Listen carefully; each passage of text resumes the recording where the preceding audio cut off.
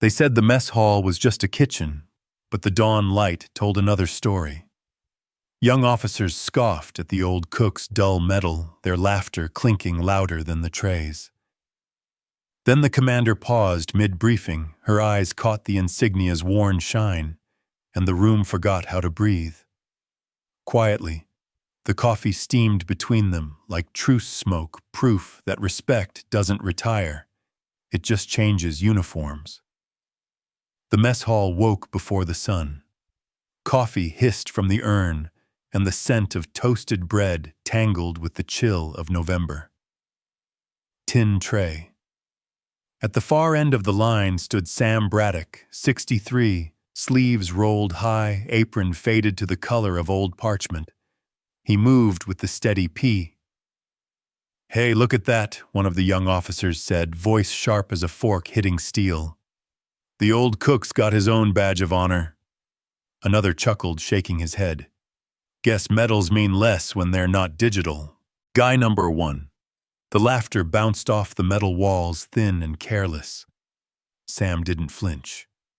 He turned a pancake, then another, as if the world's noise had chosen to pass through him instead of stop. Steam lifted around him, curling into slow, ghost-like ribbons. From a nearby table, Private Mia Brooks' watch. "Come on, old-timer," the second officer pressed. "What did you do to earn that? Survive the lunch rush of '82? No one noticed the quiet click of the coffee pot finishing its cycle. Sam wiped the edge of the counter, slow and exact, the way a man wipes the edge of memory. He said, "I've seen mornings louder than thou." A hush tugged at the laughter, bending it, but not be. I rest, but there was weight in the room now, soft, unspoken, like dust settling after a parade. Sam bent to wipe a spill near the sink. The metal swung forward and tapped against the metal basin. The sound was small, but it filled the room like a heartbeat. He was slammed by their laughter, not their hands. The line came and went inside his head, clear as the ring of a pan cooling on steel. He didn't resent them. They were young, and youth often forgets the quiet cost of things. Mia rose, collecting empty cups from the table nearest him. She offered a faint smile, the kind that says, "I saw that." Sam answered with a nod, barely there, but enough.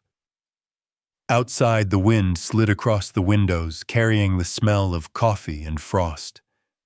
The bass trumpet sounded its first note of the day, a brittle, honest sound that climbed through the gray. I rest still. For a second, the room felt older than any of them. Sam poured another cup, filled it to the brim, and set it beside the officers without a word. The gesture was simple, like turning down the volume on a storm. But something in his eyes didn't laugh back. That thought lingered in Mia's mind, as the mess hall doors swung closed behind her, leaving the echo of clinking metal and a single brass medal catching light that no one dared to mock again. The mess hall woke before the sun. Coffee hissed from the urn, and the scent of toasted bread tangled with the chill of November. Tin tray. At the far end of the line stood Sam Braddock, 63, sleeves rolled high, apron faded to the color of old parchment. He moved with the steady P. "Hey, look at that," one of the young officers said, voice sharp as a fork hitting steel. "The old cook's got his own badge of honor." Another chuckled, shaking his head. "Guess medals mean less when they're not digital." Guy number 1. The laughter bounced off the metal walls, thin and careless. Sam didn't flinch. He turned a pancake, then another, as if the world's noise had chosen to pass through him instead of stop. Steam lifted around him, curling into slow, ghost-like ribbons. From a nearby table, Private Mia Brooks' watch. "Come on, old-timer," the second officer pressed. "What did you do to earn that? Survive the lunch rush of '82? No one noticed the quiet click of the coffee pot finishing its cycle. Sam wiped the edge of the counter, slow and exact, the way a man wipes the edge of memory. He said, "I've seen mornings louder than the owl." Hush tugged at the laughter, bending it, but not be I rest. But there was weight in the room now, soft, unspoken like dust, Settling after a parade, Sam bent to wipe a spill near the sink. The metal swung forward and tapped against the metal basin. The sound was small, but it filled the room like a heartbeat. He was slammed by their laughter, not their hands. The line came and went inside his head, clear as the ring of a pan cooling on steel. He didn't resent them. They were young, and youth often forgets the quiet cost of things. Mia rose, collecting empty cups from the table nearest him. She offered a faint smile, the kind that says, "I saw that." Sam answered with a nod, barely there, but enough. Outside, the wind slid across the windows, carrying the smell of coffee and frost. The bass trumpet sounded its first note of the day, a brittle, honest sound that climbed through the gray. I rest still. For a second, the room felt older than any of them. Sam poured another cup, filled it to the brim, and set it beside the officers without a word. The gesture was simple, like turning down the volume on a storm. But something in his eyes didn't laugh back. That thought lingered in Mia's mind as the mess hall doors swung closed behind her, leaving the echo of clinking metal and a single brass medal catching light that no one dared to mock again. The breakfast rush came like weather, sudden, loud, and a little too proud of itself. Plates clattered, trays slid, and young voices carried across the mess hall like restless wind. Lieutenant Connor Hale leaned on the counter, smirking. "Morning, chef. You polishing that metal again? Or does it just shine from nostalgia?" Sam Braddock didn't look up. He kept moving, spatula, eggs, plates, an old rhythm that didn't ask permission from the clock. Steam rolled across the griddle, and the metal under his apron caught a half-second gleam before disappearing again. Mia, carrying a crate of oranges, hesitated by the coffee urn. "Sir, maybe you shouldn't." Hale waved her off. "Relax, Private. It's friendly banter." The cook finally spoke, voice even a low gravel softened by years of patience. "It's for cooking under fire, literal and otherwise." That earned a few raised eyebrows. Hale's smirk twitched, unsure whether to stay or leave. I rest, but he stayed, pride refusing retreat. "Yeah, maybe next time they'll give medals for dishwashing." Across the room, a few of the younger officers chuckled, the kind of laugh that looks down, not up. Mia's jaw tightened. She'd watched Sam all week, noticed how he never met mockery with words, only with quiet precision, measured scoops, perfect portions, coffee poured to the exact rim. Sam set a tray down, his hand steady as a spirit level. He didn't glare. He didn't bow. He just kept working. From the far doorway, someone mentioned a rumor Commander Porter's back from inspection. The chatter stuttered, then shifted to whispers. Hale straightened instinctively, smoothing his collar. "Porter. She doesn't come down here." Still, his eyes darted toward the kitchen window, uneasy. Mia noticed. Everyone noticed. Steam rose between them again, blurring shapes. Sam wiped his hands on his apron, the motion slow enough to stretch time. The metal glinted once more before he covered it with the fabric, folding it, as if tucking away a word he didn't need to say aloud. Then came his quiet half-smile. "Breakfast's on time, gentlemen. That's the only rank I answer to." Silence dropped, a kind of truce, awkward but honest. The only sound was coffee trickling into cups. "Guy number 2, Hale muttered, just loud enough to be heard. Funny how rank forgets who cooked its meals. It was half confession, half defense. Either way, it hung there fragile as steam. Sam turned the pot, filled another mug, and slid it toward him.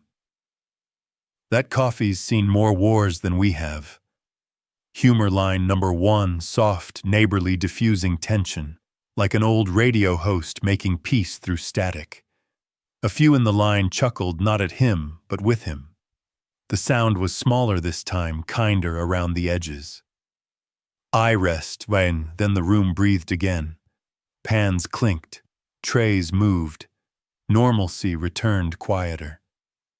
Mia glanced toward the folded apron and thought of all the things it might have seen, the laughter, the silence, the men who'd come and gone. Outside, sunlight finally reached the windows, stretching thin gold lines across the counter. Sam tapped the metal edge twice, a small ritual of closure. He folded the apron completely, now the metal gone beneath it. Tease complete. And for the first time that morning, even Hale didn't have a single word left to say. The base had gone quiet hours ago. Outside, the wind brushed against the flagpole, and the empty yard hummed with the kind of silence that only follows a long day of talk. Inside the kitchen, a single lamp burned above the prep table. The radio murmured softly in the corner, half static, half song, from another decade. Sam Braddock moved slowly, cloth in hand, tracing circles on the counter he had wiped 100 times before. The air smelled of soap bread and the last echo of breakfast. His apron hung loose now, and the metal beneath it swung faintly when he leaned forward. Steam drifted like memory over the metal counters. Each curl of it caught the light, shimmered and disappeared the way certain faces used to. Silent beat. He paused, listening to the steady drip of the faucet. Somewhere in that sound, the day replayed the laughter, the pride, the quiet he'd chosen instead of answering back. Then footsteps. Soft, hesitant. Mr. Braddock, Mia Brooks, stood in the doorway, hair pulled back, a paper bag in her arms. The smell of warm rolls filled the air. "You're supposed to be asleep," Sam said, not turning yet. "Couldn't," she admitted. "The barracks are noisy. Thought I'd bring these before they go cold." He smiled, just a corner of his mouth. "Kind of you, Private. Leave them there." She set the bag down and lingered, watching him wipe the same spot again. "Did they really mock you?" Sam stopped moving. The cloth rested in his palm, damp and heavy. He looked at her reflection in the window rather than at hers directly. "No," he said after a moment. "They mocked forgetting." The line hung in the air, simple and final. Mia didn't ask what he meant. She could feel it in the tone, the weight of men, and mornings she'd never see. I rest, but the radio crackled, filling the silence with a few words from the announcer. Something about Veterans Day, about remembering names that fade. Sam exhaled slowly. The air fogged against the cold window pane and cleared again. "I didn't mean to pry," she whispered. "You didn't," he said. "You just noticed." She nodded, unsure what else to say. The wind outside shifted, pressing faintly against the vents. Far across the corridor, a door clicked open. Commander Elaine Porter, still in her coat, stepped into the light. She carried a thin folder, edges worn. "Braddock," she said softly, more to herself than to him. She opened the folder, scanning the yellowed roster sheet. Her finger paused on a line, "Field Support Unit 92 CPL, Samuel Braddock." She blinked once, long and deliberate, as if confirming something the years had made her doubt. In the kitchen, Sam had already turned back to his counter. He didn't see her standing there, didn't see the way her expression changed from fatigue to recognition, from command to quiet respect. Mia glanced between them, sensing the current of meaning. Neither spoke aloud. I rest. Then the wind rattled the vents like drums from far away. The radio hummed on. Steam curled upward again, carrying a memory that refused to cool. Morning formation had been moved indoors because of the cold. The mess hall, cleared of breakfast trays, now held neat rows of folding chairs and the smell of polish and coffee. Sunlight crept through the tall windows, slicing the room into measured rectangles of gold. The officers waited, restless boots tapping paper folders in hand. Lieutenant Hale stood among them, collar-crisp eyes scanning the door. He still carried the faint guilt of yesterday's laughter, though he wore it like a secret no one should see. At the far end of the hall, Sam Braddock ladled soup into a line of steaming thermoses. He wasn't part of the briefing, just the background, as always. His apron tie clip caught the light when he bent forward, a small gleam at the edge of order. Then Commander Elaine Porter entered. Her voice, calm and clipped, rolled through the hall. "Gentlemen, ladies, please remain at ease." The sound of chairs shifting echoed like a wave. Porter set her cap on the table and began reading through notes. Her eyes drifted once, then, twice. Something at the back caught her attention. She paused. That glint. That small brass insignia swinging from the cook's apron tie. For a moment, the room existed only in her memory. The desert heat, the smell of rations, the names she had written by flashlight long ago. She stepped closer. "Where did you get that, Mr. Braddock?" Sam looked up, polite but steady. "Ma'am, it was issued to a unit cook. Long time back. Field Support Unit 92, she said quietly, almost testing him. "Yes, ma'am." The air shifted. Hale's shoulders straightened. The other officers sensed the tremor under her tone. Porter's eyes softened. "I remember that insignia. Half my squad survived because of that unit." The hall fell silent, the kind of silence that carries respect like a hymn. Sam lowered his gaze, unsure what to do with the attention. His hand brushed the metal unconsciously. "I rest," but she reached out, touching the metal, with the same care one gives to a relic. Regulation pinned him with remembrance, the metal only proof of it. Her words weren't loud, but every syllable landed. Then she stepped back and saluted him. A cook, a quiet veteran standing behind a serving line, returned her gesture with a nod. Half salute, half acknowledgement that some honors don't need ceremony. He didn't serve food, he served a generation. The line rippled through the hall, soft yet absolute. Hale blinked, jaw tight. The mock melted from his face like frost under sunlight. He swallowed, unable to speak. From the side, Sergeant Penn whispered just loud enough for the officers to hear. "Guess lunch is officially at attention." A few chuckles, gentle, nervous, reverent, broke the stillness, giving the moment air to breathe. Porter unclipped the metal and pinned it back on the apron, right where it belonged. The gesture was simple, exact. The metal gleamed against the worn fabric, brighter than the brass on any uniform there. "I rest." Then the trumpet outside sounded noon, clear and clean. Sam exhaled as if the years between service and silence had finally closed. The room stayed quiet. No orders followed, no applause, just the soft hum of respect filling the spaces where laughter used to live. Symbolic, turn complete.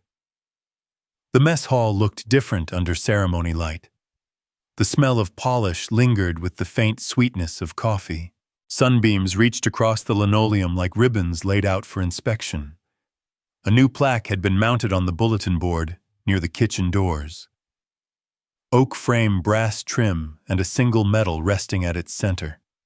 Beneath it, in small engraved letters, were the words, "For service rendered beyond the line." Sam Braddock stood beside it, hat tucked under his arm. His apron was gone today, replaced by a plain blue shirt and the kind of calm that didn't need a uniform. Lieutenant Hale adjusted the frame while standing on a chair. A little higher, he asked, glancing back. "Level's fine," Sam said. Hale grinned, still uncertain whether humor was allowed now.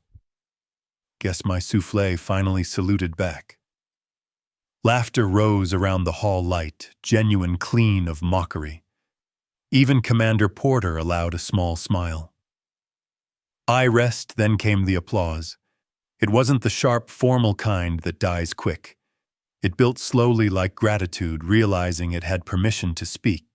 Forks on trays, boots on tile, even the soft clapping of kitchen staff. all of it layered into something warmer than noise.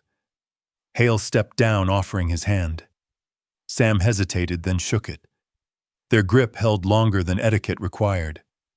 The handshake wasn't about apology. It was about understanding. "Didn't think it mattered this much," Hale said quietly. "It didn't," Sam replied, until someone noticed. Silent beat, steam rose again from the urn behind them, drifting into sunlight that crossed through the high windows. The scent of brewed coffee filled the space like memory finding its shape. Mia, standing near the back, held a folded note. She looked toward Commander Porter, who nodded. Together, they pinned it under the plaque. The handwriting was uneven, signed by almost everyone in the hall, "For the hands that fed us and never asked for thanks." No one spoke for a while after that. The hum of the refrigerator, the whisper of the flag outside, even the tick of the clock.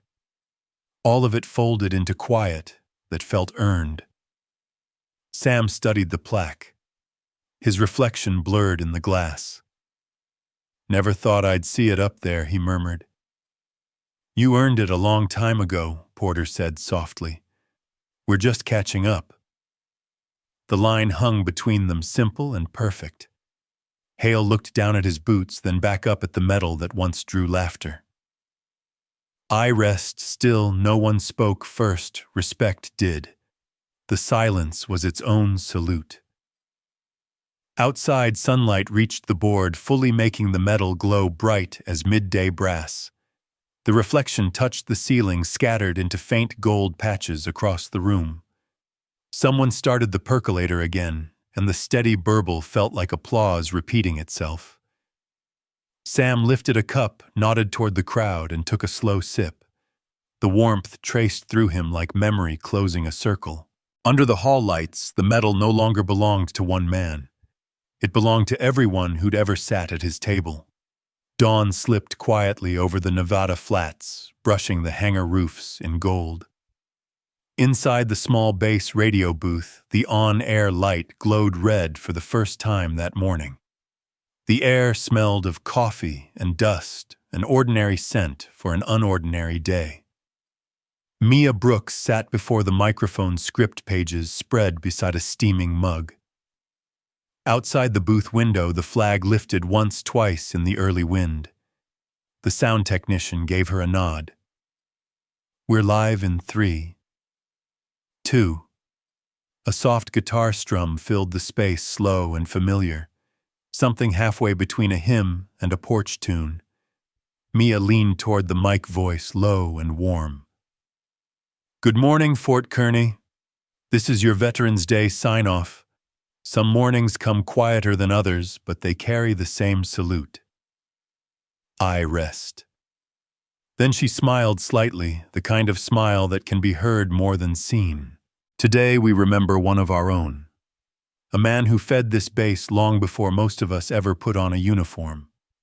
The control room lights dimmed, letting the tone breathe. In the background, faint SFX, a coffee pour, a flag's rustle layered beneath her words. He never spoke much about service. Never needed to. His medal used to hide under an apron, and his stories stayed behind the clatter of pans. But last week, that medal found its way home again. She paused, eyes flicking toward the hallway beyond the glass. On the bulletin board, just visible through the open door, the plaque caught a stripe of morning light. The metal glowed softly, haloed by steam rising from the kitchen urn. "His name is Samuel Braddock." Mia continued, "And if you ever wondered what quiet heroism sounds like, it sounds like coffee at dawn, boots on tile, and a voice that says, 'Eat first, talk later.'" A short laugh escaped her, gentle, neighborly. "He always claimed he just worked the breakfast shift, but we all know better." Silent beat. She lifted a hand, steadying her breath. The guitar faded to a single slow chord. "Some honors are worn once and forgotten. Others live in how a place feels when the day begins. For this base, it'll always start with him." Outside, the first sunlight spread fully across the mess hall windows, lighting the plaque in a soft wash of amber. Hale and a few others stood there quietly, hats in hand. Commander Porter joined them, no speeches this time, just stillness. Eye rest, still, the air felt like ceremony. Back in the booth, Mia glanced at the clock. Time for the close. She leaned closer to the microphone and read the final line with care, each word settling like a note on still water. Respect doesn't retire, it just changes uniforms. The sentence lingered, becoming both echo and benediction. The red light dimmed. The guitar faded into a soft Americana outro. Cut to the porch. Outside the diner, Sam Braddock sat on the bench where he'd spent 100 mornings, steam curling from his cup. The sun touched the brim of his hat, turning it almost white. He watched the horizon, said nothing. Just that small, satisfied smile, the kind that needs no audience. Silent beat, the screen held on him a second longer until the guitar's final chord dissolved into the hum of morning. The coffee urn hissed one last time as dawn lifted over the diner porch. The plaque inside the mess hall caught that same light, his metal gleaming beneath the words, "For the hands that fed us." Somewhere in the bass radio, Mia's recorded voice played back through soft static, her tone steady as the hum of morning. Still, Sam sat on the bench with his cup listening. The flag rustled faintly, and the sound mixed with the whisper of a guitar from the broadcast. He didn't speak, only smiled, the quiet kind that finishes a story without words. Then the camera moved to the plaque once more, where the reflection of sunlight trembled like breath on glass, a single metaphor for memory staying warm.